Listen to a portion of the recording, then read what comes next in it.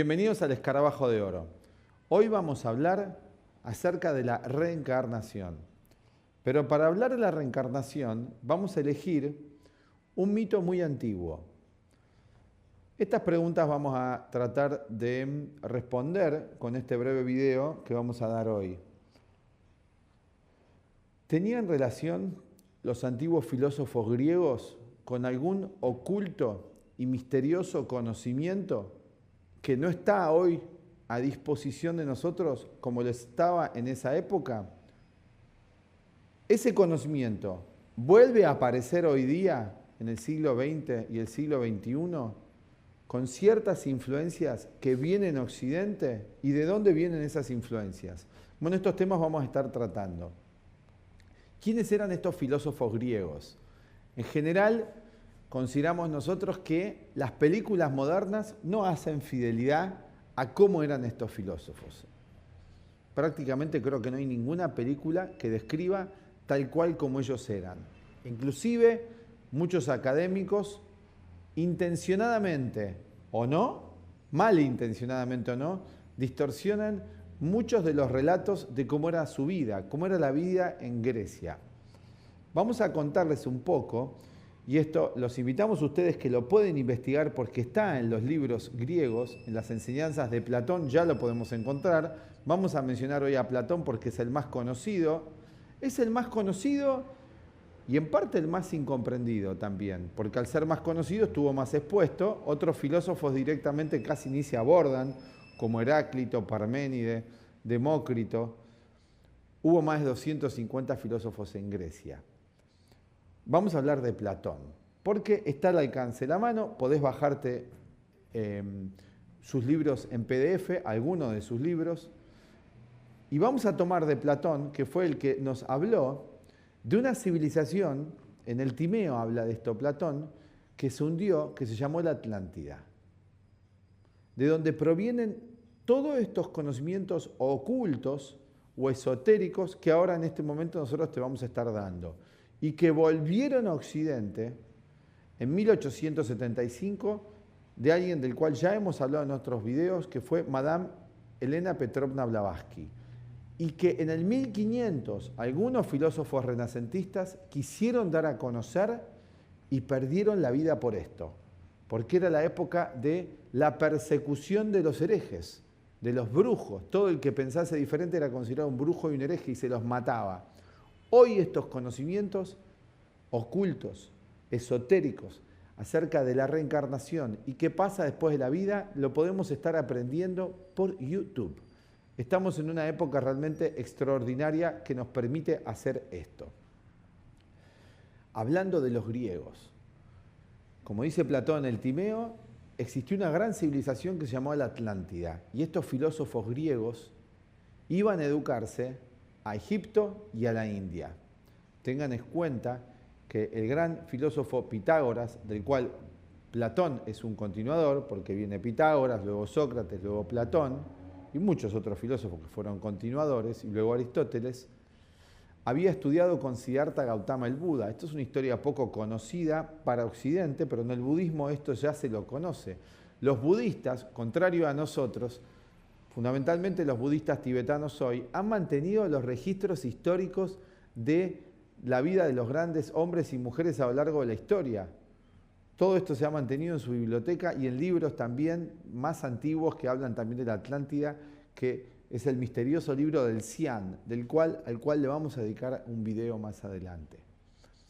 Estos griegos iban a estudiar. Los padres reconocían en sus hijos aptitudes especiales y los enviaban a estudiar a Egipto o a la India. O sea que es una cultura la griega con influencias hindúes, influencias egipcias enormes. Esto muchos ya hoy lo saben, aparte están los libros para el que quiera investigarlos, se los pueden bajar en PDF e investigarlo.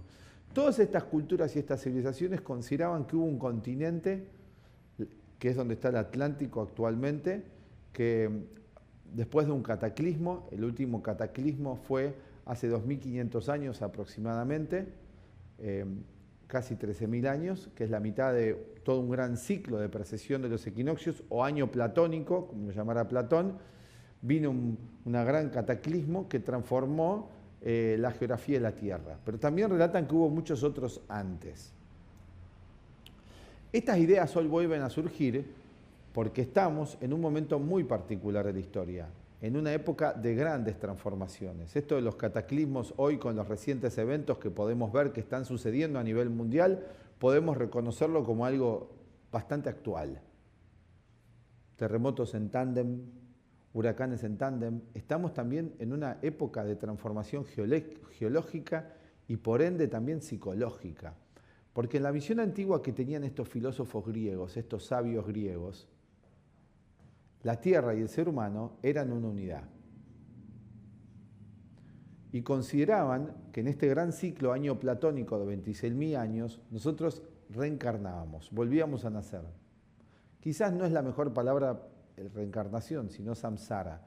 Hicimos otro video hablando del eterno retorno, que va complementario a este. Hoy vamos a hablar del mito de el Panfilio. Nos vamos a remitir para hablar un poco más acerca de la reencarnación y qué sucede con el alma después de la muerte a los griegos. No vamos a hablarlo hoy desde el budismo. Luego vamos a dedicar un video para hablar de la reencarnación desde la perspectiva budista, que es la misma que la griega, pero tienen su mitología, tienen sus descripciones acerca de lo que sucede después de la muerte, sus explicaciones psicológicas y filosóficas, que son completamente complementarias y son prácticamente iguales a las que describe Platón en esta referencia que vamos a hablar hoy, que es el mito de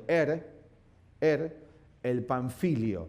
Panfilio era una zona que quedaba al sur de Turquía, que era parte del imperio griego, ¿no? Se llamaba Panfilia. Existe hoy, tiene otro nombre, esta localidad, me estuve fijando, ahora no lo recuerdo, no lo tengo presente, pero es al sur de Turquía. Se llamaba Panfilio porque el personaje que va a usar Platón para, en su diálogo que tiene con Glaucón, enseñarle acerca de la teoría de la reencarnación, va a referirlo a este personaje que era un héroe, que había muerto en una batalla. El Panfilio, que era armenio. Armenio vivía en Panfilia. Resulta que este muere en la batalla. Y acá es donde vamos a encontrar las ideas hindúes y budistas entremezcladas. Creo que principalmente budistas, ¿no? Para referirlo a algo más actual, que ustedes pueden investigar, porque esto ya los budistas, fundamentalmente los tibetanos, están enseñando bastante sobre esto. Y hay mucha bibliografía al respecto y también videos. Resulta que van a recoger los cadáveres de los héroes tras la guerra, se retiran los cadáveres y algo muy llamativo pasa con el cadáver de Resulta que después de 12 días, ¿qué pasa con un cadáver? Esto cualquier médico, cualquiera que lo sepa, lo va a verificar. Se empieza a pudrir. Pero pasa algo muy raro con el cadáver de ¿no? Que tras 12 días no se pudre, se mantiene en forma. No se pudre para nada el cadáver. Bueno, ya es muy raro esto. Hoy los yogis del Tíbet y otras enseñanzas nos dicen que grandes almas tienen la capacidad de, tras la muerte física, conservar, y esto también lo explica su santidad el Dalai Lama, en un video que vi por ahí en internet, y está también en los libros de ellos sagrados, grandes almas pueden conservar su cuerpo intacto durante 1 o 2 meses. Inclusive han medido la energía del cuerpo vital que anida en el cuerpo físico y han registrado actividad. Algo bastante misterioso para lo que es un muerto en el sentido occidental o cualquiera de nosotros muriéndose. Entonces estas almas tienen un poder especial. Pero el caso de es particular, porque ahora vamos a ir viendo cómo se da el relato. Resulta que a modo de testimonio, los dioses, porque ellos creían que había fuerzas superiores, les llamaban los dioses, los antiguos griegos, usan a como un testigo de lo que pasa más allá de la vida. Va al otro mundo, al mundo metafísico, al mundo no físico, los budistas esto lo llaman el bardo, ¿no? Y experimenta y aparece como testigo, como si fuese una especie de Dante en la Divina Comedia, testigo de los infiernos y los cielos, de lo que sucede con las almas, con nuestro ser psicológico, para hablar en términos psicológicos, con todo lo que somos a nivel de la mente, pensamientos, emociones, lo que sucede con las almas después de la muerte. Entonces, es este testigo. Y tras ir y verificar todo esto, vuelve a la vida. Esto es realmente muy interesante, porque esta idea, Platón, nosotros creemos que la saca de las antiguas iniciaciones egipcias, que se llamaba la iniciación del martillo de Thor, donde el discípulo, el maestro, tenía la capacidad de hacerlo salir del cuerpo en el doble, lo que llamaba cuerpo astral, al discípulo. Esto no lo podía hacer cualquier persona, era una persona con un largo entrenamiento de varias décadas, lo hacía salir a su discípulo en cuerpo astral, y el maestro lo conducía y le mostraba la realidad que está más allá de la vida física, la realidad del mundo metafísico. Una vez que el discípulo verificaba, antes de morirse físicamente, dejando su cuerpo en suspensión, unido por el cordón de plata, se llama, ¿no? Verificaba la realidad del mundo metafísico, volvía a la vida y podía ser un maestro porque ya había verificado la vida después de la vida física. Entonces, obviamente que una persona que ya verifica que hay algo más allá de lo físico tan concretamente va a tener otra convicción a la hora de guiar a otros seres humanos, como un Hermes psicopómpico, un guía hacia el más allá, a otros seres humanos hacia otra conciencia, porque él ya la había experimentado. Entonces los discípulos muy avanzados que se iban a convertir en maestros atravesaban por esta iniciación. Esto está relatando Platón con Evidentemente era un héroe muy especial y le toca ser testigo. Es esta especie de iniciación. Bueno, entonces, ¿cómo es esto? ¿Qué pasa después? ¿Qué va a relatar que sucede? Dice que en el más allá se encuentra con 4 círculos. Yo más o menos me lo fui imaginando y lo dibujé así, ¿no? 4 círculos y acá, digamos, el nivel de la Tierra. Estos 4 círculos están unidos. Vamos a hacerlos así y vamos a hacerlos así. Estos círculos es el cielo y acá lo llaman Tártaro, que es, digamos, una especie de algo que está más allá del mundo de Hades, de Plutón, dice. Sería como un infierno, digamos, ¿no?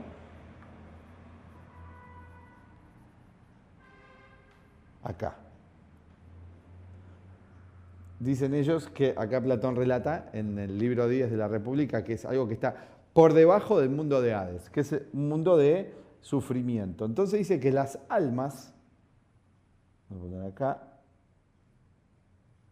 vamos a poner cuerpos, ¿no? Pero son almas estas, no son cuerpos, ¿no?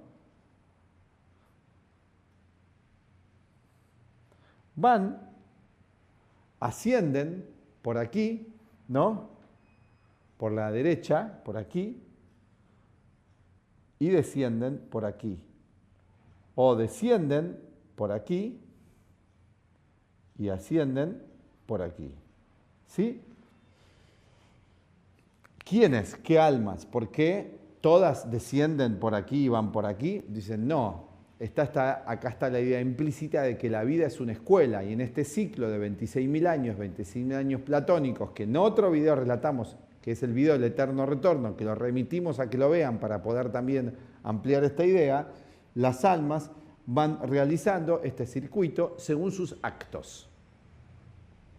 Según sus actos. Habla de un tirano, por ejemplo, que dice que fue muy malvado, que mató a su padre, a su familia, un tirano de la antigüedad, y dice que se lo encuentra y lo ve aquí, pero lo ve que no puede salir de aquí, no puede salir porque ya el castigo es muy grande. Dice que el castigo es 1 a la 10ª vez del mal infligido en vida, el sufrimiento que sufre en el plano mental. Y asimismo, la virtud, aquella virtud que realizara en el plano mental, es 1 a la 10ª potencia el regocijo de aquello bueno que hicimos. Karma positivo, karma negativo. O sea, acá está hablando del karma, que hablaba de los hindúes, no usa él esa palabra, Platón, pero está hablando de las acciones, acción y reacción, la ley de causa y efecto, de aquel que hacemos bien o hacemos mal. Dice que las almas que han producido mucho mal, pasan en el otro plano temporalmente. Ahora, esto no es el infierno católico ni el cielo católico, esto es temporal, no es eterno, es un proceso temporal para luego volver a la vida física y continuar el aprendizaje hasta el nuevo cuerpo. Ahora vamos a llegar a eso. O sea, queremos, ojo, explicar esta idea. Entre una vida y otra, el alma, la conciencia, que para explicarlo hoy modernamente podemos pensar en todo lo que pensamos, lo que sentimos y lo que hacemos en esta vida. Dice, tras la muerte, las moiras, las diosas del destino, se llaman las moiras para los griegos, las parcas en los romanos, vamos a ponerlo acá, las moiras, que son Cloto, el pasado, la Quesis, el presente, y Atropos, el futuro, las tres moiras, ¿no? Las tres moiras, tejen, hilan el destino de los seres humanos. ¿Qué va a suceder? Entonces, tras la muerte, el daimón de la persona, acá hablan del daimón, vamos a poner acá daimón, pido que no se pierdan con todo esto, creo que se ve, ¿no? El daimón de la persona, que es el ser más profundo de la persona, juzga al individuo. Aclara Platón a Glaucón, en realidad cuenta no creas, dice, que hay jueces, es la propia conciencia más profunda la que juzga, según las leyes universales, porque en lo profundo de nuestra mente está el espíritu, los hindúes lo llaman Atman, acá hablamos del daimón, que es el juez. O sea, nosotros mismos, nuestro ser más profundo es el supremo juez de nuestros actos, de nuestro pensar y de nuestro sentir, que antiguamente se llamaba la voz de la conciencia. Este daimón, digamos, en colaboración con las moiras, va a ejecutar todo este proceso del juicio del alma tras la muerte. O sea, que nosotros somos los propios jueces. Vieron que hoy se habla y se dice muchísimo en la psicología transpersonal o en las nuevas psicologías con una connotación metafísica en la física cuántica, que somos nuestro propio juez, que tenemos que perdonarnos nosotros a nosotros mismos, que el peor enemigo de nosotros somos nosotros mismos. Es una idea que se desprende de esto, de lo que sucede tras nuestra vida.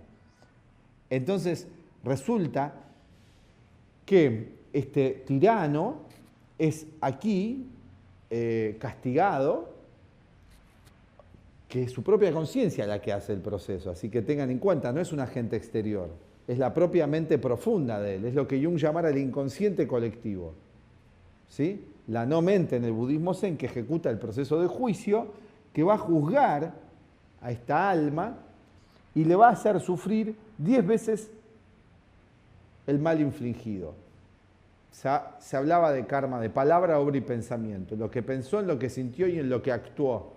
Todo eso va a producir, ¿no?, que algunas almas ya muy malignas, psicópatas, que hubo en la antigüedad también grandes tiranos, psicópatas, criminales, que hoy los tenemos muchísimos, porque hoy cuántas personas dan órdenes de tirar bombas atómicas, de destruir a humanidad, de asesinar a personas, grandes dirigentes mundiales, ¿no?, que comen en restaurantes caros, se mueven con autos caros, pero al fin y al cabo a veces son muy malvados, ¿no es cierto?, que han hecho grandes males a lo largo del siglo XX. Tenemos muchos de esos grandes tiranos en el siglo XX que seguramente responden a la explicación que da Platón en el Panfilio de los grandes tiranos, que les va a tocar un gran sufrimiento, como estos ejemplos que él da, y que van a quedarse estancados en este tártaro que él dice, en este proceso de sufrimiento psíquico tras la muerte.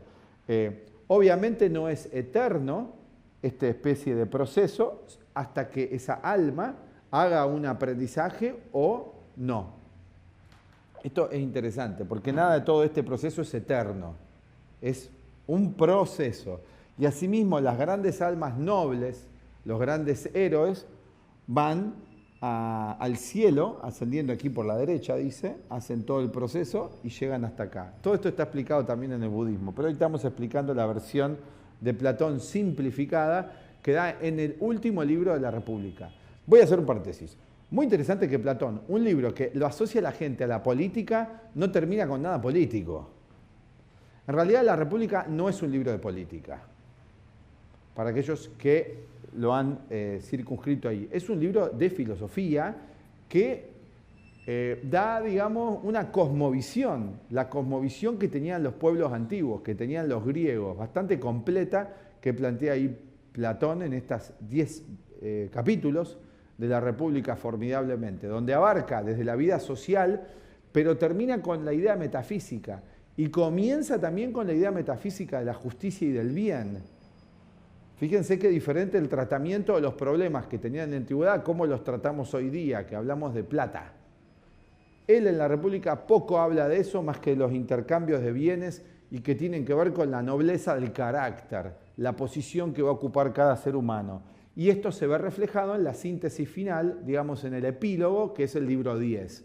¿Qué sucede con el alma? Toda la República implica una educación para el ser humano, la República, ¿no? El ciudadano, la polis, para que el ser humano pueda realizar con felicidad este proceso de ida y vuelta de la vida humana hasta llegar a la sabiduría total, que serían los grandes héroes que aquí relata en el mito de Er.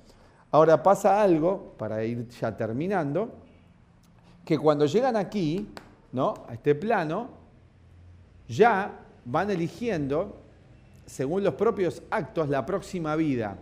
Y dice que está el Leteo, que es una llanura donde hay muchísima sequedad.